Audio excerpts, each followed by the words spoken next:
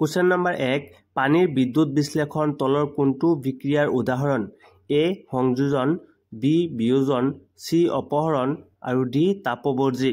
পানীৰ বিদ্যুৎ বিশ্লেষণ তলৰ কোনটো বিক্ৰিয়াৰ উদাহৰণ উত্তৰটো হ'ব বিয়োজন বিক্ৰিয়াৰ উদাহৰণ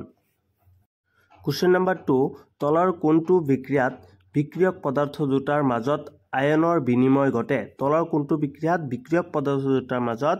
আয়নৰ বিনিময় ঘটে A অপহৰণ B বিয়োজন C D অপহৰণ আৰু D সংযোজন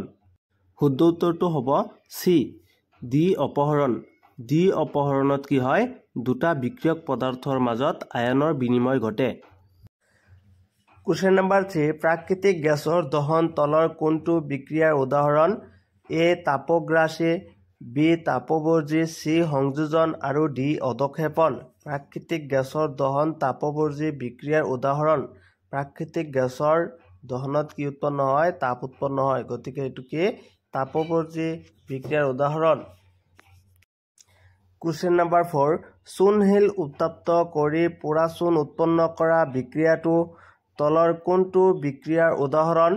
A সংযোজন B বিয়োজন C অপহৰণ আৰু D তাপবৰ্জী শুদ্ধ উত্তৰটো হ'ব বিয়োজন Question number 5 সিলভাৰৰ ক্ষয়ীভৱনৰ ফলত সিলভাৰৰ পৃষ্ঠত কেনে বৰণৰ চামনি পৰে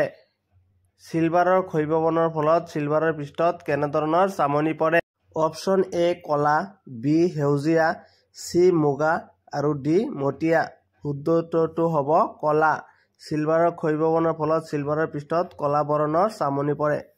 গতিকে মৰমৰ ছাত্ৰ-ছাত্ৰীসকল এইখিনি আছিল আজিৰ আয়োজন যদি ভিডিওটো তোমালোকৰ ভাল লাগিছে অনুগ্ৰহ কৰি আমাৰ চেনেলটো সাবস্ক্ৰাইব লগতে বেল আইকনটো অন কৰি দিবা যাতে পৰৱৰ্তী ভিডিওবোৰ সকলোতকৈ আগত চাব পাৰা